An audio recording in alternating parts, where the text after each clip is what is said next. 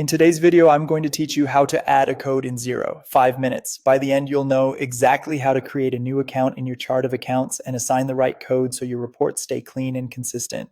Start by heading to the Xero login page, click the login button, and on the sign-in screen, enter your email and password. If you have multi-factor authentication turned on, complete that as well. After you're in, make sure you're in the correct organization. If your account has access to more than one, you'll land on the Xero dashboard. From here, go to the top menu and open the Accounting tab.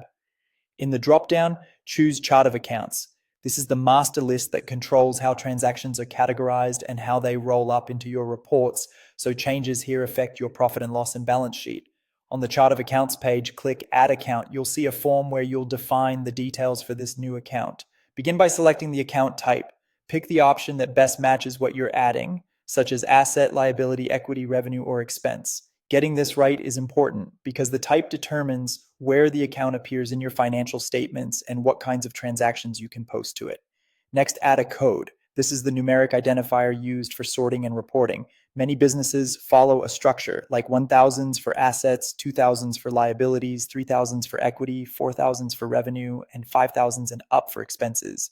But use whatever scheme your organization already follows.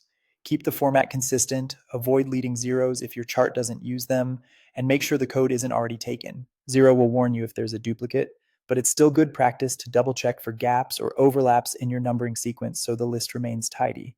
Then add a name. Choose a clear, specific name that teammates will instantly understand, like office supplies or bank fees. The name should match your coding rules and be descriptive enough that people won't have to guess when coding transactions. When everything looks correct, click Save. Xero will add the account and return you to the chart of accounts list. If you don't see it right away, check the account type filters or sort by code or name to confirm it's been created. A few quick tips. You'll need the right user permissions to add accounts. If the account will be used for tax reporting, ensure the type and tax settings align with your accountant's guidance. And if an account is later used in transactions, you can archive it, but generally shouldn't delete it to preserve history. That's it. Your new coded account is ready to use in Xero.